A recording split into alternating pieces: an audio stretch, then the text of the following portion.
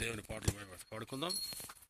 సిలువ చెంత చేరిన నాడు కలుషములను కడిగివేయున్. సిలువ చెంత చేరిన నాడు కలుషములను కడిగివేయున్.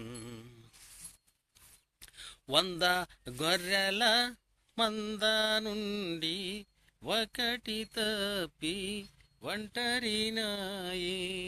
100 గొర్రెల మంద నుండి ఒకటి తప్పి ఒంటరినాయే. 99 గొర్రెల విడచి ఒంటరినైనా గొర్రెను వెతికెన్. 99 గొర్రెల విడచి ఒంటరినైనా గొర్రెను వెతికెన్. సిలువ చెంత చేరిన నాడు కలుషములను కడిగివేయున్.